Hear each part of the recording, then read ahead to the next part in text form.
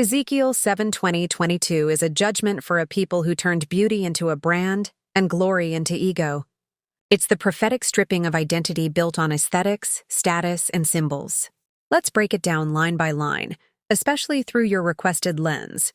Pride in looks, fashion, name brands, outer adornment, self-worth stitched in idols.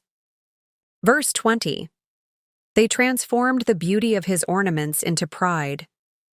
Hebrew insight. Beauty of his ornament. Tzvi adio, tsb edivo. The splendor, glory of his adornment.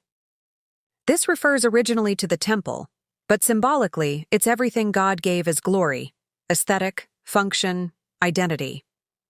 Interpretation. God gave them beauty as reflection, but they turned it into projection.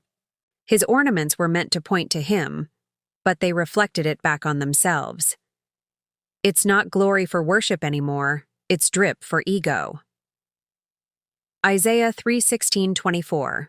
Daughters of Zion who walk with heads held high, flirting with their eyes, will have their beauty stripped and replaced with stench, baldness, and sackcloth. Real talk, they took the divine gift of style and turned it into self-idolatry, forgetting their nakedness underneath. Name brands, designer labels, aesthetic perfection. It stopped being expression and became a costume of false power. They made the images of their abominations and detestable things with it. This is next-level corruption. Not only did they idolize the look, they used God's blessing to create the very thing he despised. Using gold for a Gucci belt. Turning the temple linen into a fashion statement. Using God's glory to construct our own golden calf. Then saying, I have made a god, or boasting, I own all the gold. There is no God. I can prove there is no God. See this science I can't explain fully? Well, it proves there is no God, one may say excitedly. To which God relies, your outside looks sacred, but the inside is all corrupted. And then, therefore I will make it an abhorrent thing to them. The same thing they worshipped will become the thing they loathe. Brands won't protect them. People will feel mocked by them in their poverty. Beauty becomes disgusting, as maintenance is no longer available. And all the aesthetics will become a burial shroud for the good times. Psychological insight. This is how vanity flips into self-hatred in a moment of judgment. What identity was built thereon rots in their hands. Verse 21-22. I will give it into the hands of foreigners. They will profane it. This is the ultimate humiliation. Your designer idols, your luxury lifestyle, your gilded temple? I'm handing it over to outsiders, to robbers, to the wicked, and worst of all, I will turn my face from them. He will no longer be our covering. Nor shield nor defender.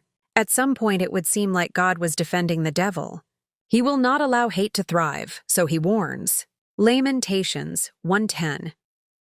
The enemy has stretched out his hands over all her precious things. God's face, panim, actually means his presence. So, when he turns his face, we're left with the face we created for ourselves. And without his light, all we see is our own vanity, and it has become hollow and shakes in the dark. They will profane my secret place. This isn't about a physical temple. It is about the sacred spirit within you. It's about the space of encounter with Holy Spirit. It's about the relationship we have with our authentic selves. When we turn beauty into branding, we don't just profane God's gifts, we profane the inner sanctuary of identity. Core message, through my lens. God gave beauty for dignity and revelation, but we turned it into ego armor and fashion idols. And now he says, I'm taking it all off.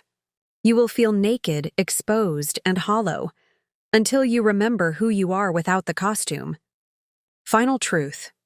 The one who clothes herself in brands instead of truth will find herself stripped bare, not because God hates beauty, but because he loves identity that shines from within.